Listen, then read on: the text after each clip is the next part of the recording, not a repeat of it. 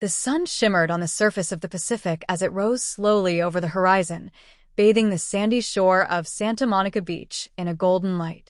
The morning breeze carried the smell of salt and ocean mist, and birds called overhead as they glided through the clear sky. It was the perfect start to a summer day, and for Emily Carter, it was supposed to be one of peace, healing, and escape. Emily, 38, had driven down from her home in Pasadena for a solo weekend at the beach. Her life had felt like a whirlwind lately. Her recent divorce from her husband, Greg, had left her feeling hollow, and her teenage daughter, Lily, had gone to stay with her father for the week. She loved her daughter more than anything, but even Emily had to admit she needed space. Space to breathe, to think, and most of all, to feel something again. The beach was nearly empty at that early hour. Emily had always loved the sea, the way it could mirror the chaos inside her yet remain endlessly calming. She took off her sandals and walked slowly along the shoreline, the cold waves brushing her toes as the water crept up the sand. Her wide-brimmed hat shielded her auburn hair from the sun, and her lightweight white sundress fluttered in the breeze. She sat down on her beach towel near the dunes, sipping iced coffee she had picked up from a local cafe. The sky was beginning to fill with families, tourists, and runners by the time she laid back and closed her eyes, listening to the rhythm of the tide. For a moment, it almost felt like the world had stopped demanding so much from her. That was when she heard the screaming. It was faint at first, just a few shouts. But it grew louder, more panicked.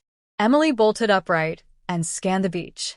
About 100 feet down the shoreline, a small crowd was beginning to gather near the water. She could see splashes and frantic movement. Someone was in trouble. Without thinking, Emily leapt up, her towel forgotten. She ran barefoot across the hot sand toward the commotion. As she got closer, she saw a woman screaming and pointing toward the water, and next to her stood a little boy crying. Farther out in the water, a teenage girl was struggling, her arms flailing against the pull of a rip current. "She's going under," someone yelled. Emily's instincts kicked in. She had been a lifeguard during college. Even though it had been years since she'd done anything like it, her body remembered. She kicked off her sundress and plunged into the waves without hesitation. The water was colder than she expected, but she pushed through it with strong, practiced strokes. The girl, no older than 14, was now being pulled farther out, coughing and crying between gasps for air. "I've got you," Emily shouted as she reached her. The girl grabbed at her desperately, pulling both of them under for a terrifying moment, but Emily resurfaced quickly, wrapping her arm under the girl's chest and turning her onto her back. "Breathe. It's okay. Just breathe," Emily repeated, trying to stay calm as she began to swim back toward shore. The struggle against the rip current was intense. Her muscles screamed in protest, but she kept pushing forward. The girl began to calm down, sobbing into Emily's shoulder as they neared the shallows. When they finally reached the sandbar, several beachgoers rushed into the water to help pull them both in. Emily collapsed onto the sand, panting heavily, while the teenage girl was scooped into the arms of her mother, who sobbed uncontrollably. "Thank you," the woman cried, clutching Emily's hand. "You saved her. You saved my baby." Emily nodded, still breathless, her heart pounding. The crowd applauded, and a few people had started filming on their phones. Emily didn't care about any of that. She just lay there, letting the warm sun dry her shaking limbs. A lifeguard finally arrived, having been stationed farther down the beach. He quickly checked on the girl, who, aside from exhaustion and a few bruises, was stable. Emily assured the guard that she was fine too, though she was still shaken. Later, sitting on a bench by the beach cafe with a dry towel wrapped around her shoulders and a second coffee in hand, Emily stared out at the ocean.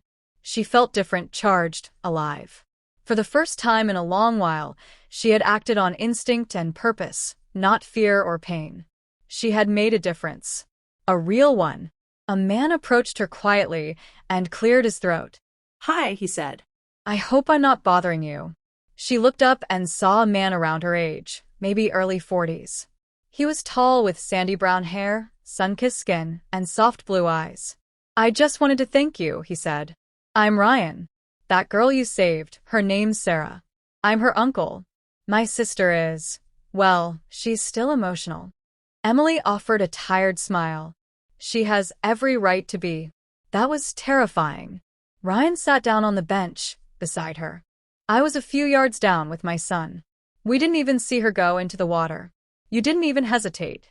That was incredible. Emily shook her head modestly. I used to be a lifeguard. It was just reflex, I guess. Still, he said, it meant everything. They sat quietly for a moment. Emily felt strangely at ease with him, despite being a complete stranger. Do you live nearby? Ryan asked. I'm from Pasadena, she replied. Just down for the weekend to clear my head. Ryan nodded. Same here. I live in Long Beach. My sister and I take the kids here a couple of times every summer. Emily looked out at the waves. I've always loved this place. Something about it makes me feel like everything can start over. Ryan smiled softly. Maybe today was your start. They exchanged numbers before parting, and Emily returned to her hotel room later that afternoon, exhausted but exhilarated. She lay on her bed with the windows open, the sound of the waves still echoing in her mind. The days that followed were quiet, but Emily noticed something had shifted. She smiled more. She called her daughter just to say she missed her. She started journaling again, and even considered applying for a volunteer position with a local youth center. It felt like that moment in the ocean had pulled her not just from the water, but from the depths of everything that had been drowning her. A few weeks later, Ryan texted her. Just a simple message. Still grateful.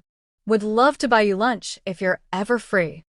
They met at a little seafood cafe in Long Beach. It wasn't a date, not officially, but it felt easy and right.